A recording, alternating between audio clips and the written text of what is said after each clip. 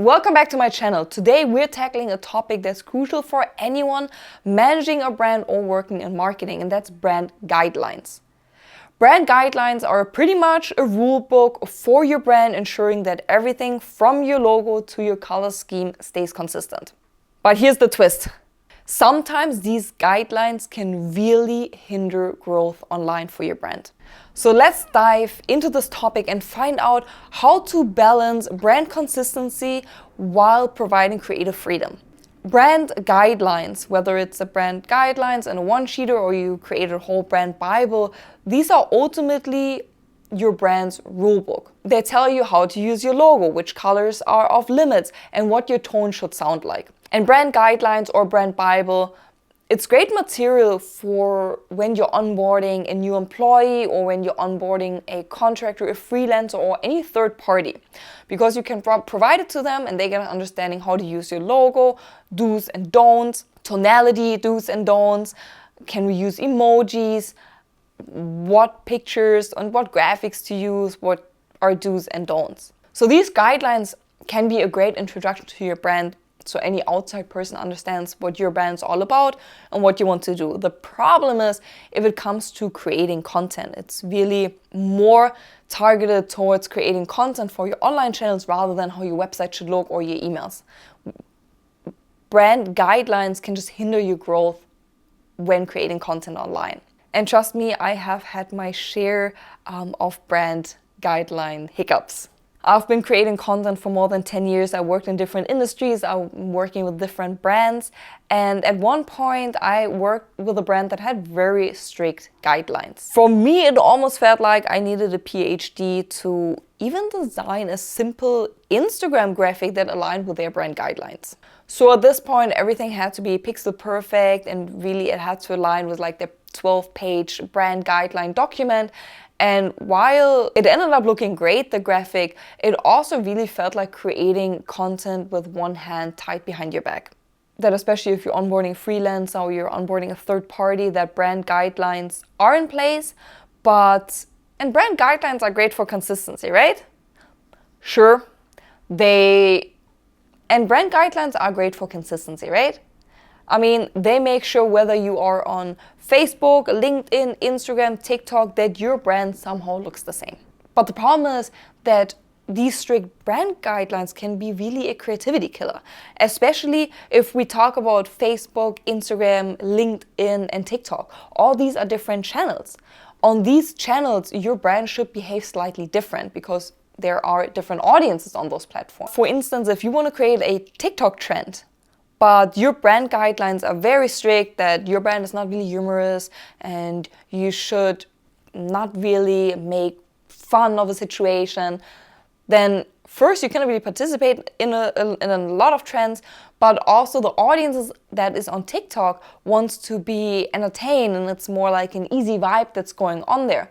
So the platform thrives on humor and on trends and a little bit of chaos, but if your brand guidelines are so rigid and so strict that you cannot be fun online or you cannot really show your fun side, your TikTok videos might not resonate to the audience. It might not get the engagement that you initially thought because you're putting those strict rules in place. And it's not just about social media, but paid media can also suffer from just your strict guidelines. Ads need to grab attention quickly.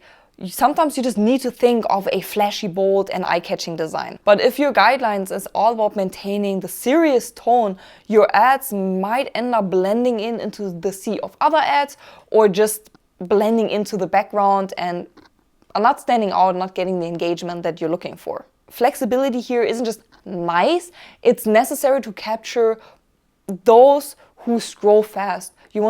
Those who think of, oops, this girl. Those who only have 2 seconds to grab their attention. But how do you fix this? It's all about finding that sweet spot between sticking to your brand guidelines, but also letting your creativity run wild. So what you want to consider, you want to adapt to platforms. If you already have brand guidelines in place, view your brand guidelines, update your guidelines to include platform-specific tips. So, for example, on TikTok, you can allow a more casual, a more playful tone. For LinkedIn, you can say we want to keep it professional. No funny videos go on your LinkedIn. So it's really all about matching your message to the medium. Another point, you want to encourage creative freedom. Create an environment where your team feels empowered to experiment. Give them the freedom to play with trends and adapt to what's current without losing the sight of your brand's core identity. And you can do this, you can go to your team or the person who creates social media content if it's not you. You can go to them and tell them, do you not just create the content, create the trends, send them over for final approval. And if you really think this is out of line, this is something you really don't want, you can communicate that back to your team. Or you can ask your team, why do you think this is a great piece of content? It does not really align with our brand guidelines, but why do you think we need to post this? And then your team can respond to you why they think this should go online because of XYZ reasons. I experienced this creative block at multiple places in my past, my career, where people who are not really involved in social media or people who don't really know about social media still want to have the final say on what should go on the platforms and what shouldn't go on the platforms.